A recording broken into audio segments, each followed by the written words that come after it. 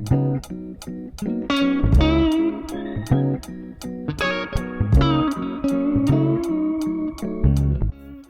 Aquarius, welcome to your November 2024 horoscope.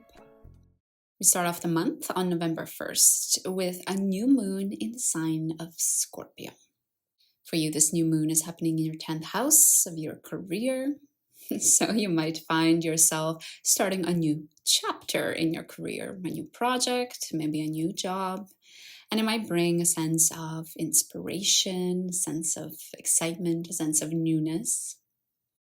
One caveat about this new moon is that in order to start this new chapter, you might need to face some hard feelings, some difficult feelings around your career. You might need to look at the skeletons in the closet, so to speak. If you want to learn more about this new moon, I'll leave the new moon horoscope video I did right here for you. 2 days later, on November 3rd, we have quite a tense day. We have 4 planets opposing each other during this time. The first pair is Jupiter and Venus, and the second pair is Mars and Pluto. For you, Aquarius, these oppositions are happening in the 5th, 6th, 11th, and 12th houses. For you, what this tension might feel like is a tension between wanting to focus on the present versus wanting to plan for the future. A tension between wanting to focus on your routine, on the granularities of the day-to-day, versus also just wanting to let go, trust, not try to control anything. So this can be quite a tense day, of course, for all of the zodiac signs. The day after, on November 4th, we have Mars entering the sign of Leo, and we have the Sun trining Saturn. Mars is entering your 7th house. So from this day onwards, you might feel especially excited, rejuvenated when it comes to your relationship. You might just feel like you might want to put more energy into that area of your life. The trine between the Sun and Saturn takes place in your 2nd and 10th house. So we see that all of this work you've been doing on your self-confidence is having a positive impact in your career. The planets give us a couple of days of rest, and then the next important transit that occurs is on November 11th when Venus enters the sign of Capricorn. Venus will be entering your 12th house, so you might especially feel like bringing some beauty and harmony into your spiritual routine, bringing this element of beauty and harmony when you're spending time alone. So honestly, I'm very excited for you. You might find yourself doing spiritual practices that are more aesthetic. It's almost this idea of using creativity and painting as a spiritual practice. It's this idea of using your partnerships, your relationships as a spiritual practice. So I'm super curious how this feels for you. Please let me know down in the comments if you noticed any ways that this manifests. A couple of days later, on November 15th, we have a full moon in the sign of Taurus. For you, Aquarius, this full moon is happening in your 4th house of family and home.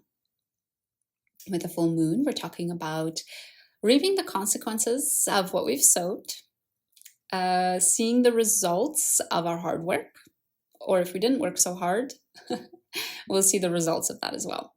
It's this idea of a culmination of what we have done in the past. Because this is in your 4th house, Aquarius, it might be that you have a culmination with your familial relationships, that maybe you're able to reap the benefits there if you have been working hard on cultivating better relationships. If you have been working hard on cultivating a beautiful, cozy home for yourself, you'll also see the benefits of that. I gotta say, this full moon is also conjunct Uranus. So whatever happens, whatever this result or consequence is, will probably come as a surprise, might be unexpected. Overall, though, keep in mind that during this full moon, we also have Saturn going direct, And we have Venus squaring the North and the South node. Because we have the North and the South node there in this conversation, I do want to say that this whole full moon, whatever happens, is really for the evolution of our soul. And then, of course, with Saturn going direct, we're seeing this story being repeated of putting in the hard work and reaping the benefits. A couple of days later, on the 19th of November, we have Pluto entering the sign of Aquarius. This means that Pluto is entering your first house, and it's done that a couple of times now for the last year and a half almost. This is the final time. On the 19th it enters, and it will stay there for 20 years. It's not going to go into Capricorn, at least in our lifetimes. What you can expect for the next 20 years is that you're really learning to come into your power, to show up as a leader, and to step into these qualities of unapologetically being yourself, this quality of magnetism and power and essence of attraction in your core of your being. And we could talk about Pluto here all day, but what I will do, just for the sake of time, is I will link you to this live that I did a while back. It's 1.5 hours, and we go through all of the zodiac signs in depth.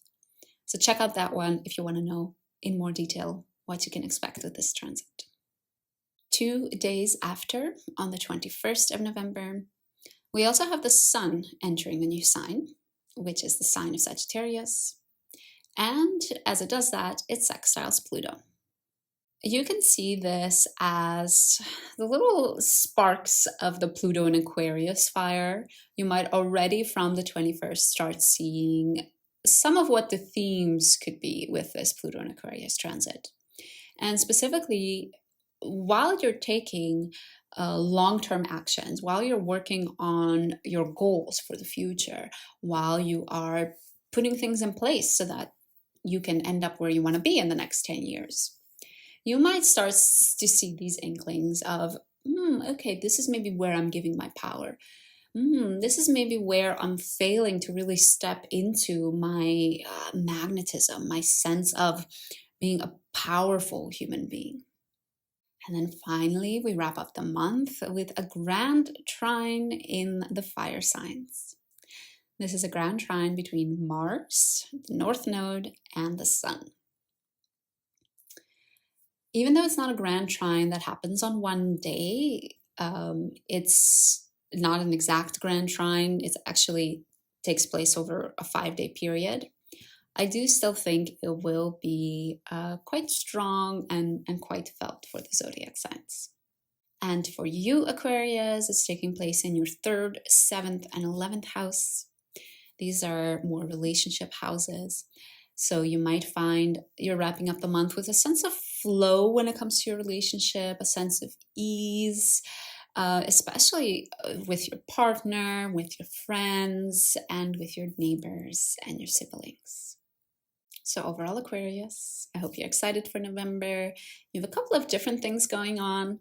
Some relationship focus, you have some family and career focus with the full and new moon. And then, of course, we're talking about spirituality and about stepping into your true power. I hope you are looking forward to the month ahead. I hope this horoscope has helped you in some way, given you some insight maybe. And don't forget to subscribe so that you can catch that full moon horoscope coming up very soon. Thanks again, Aquarius. And I hope to see you again soon.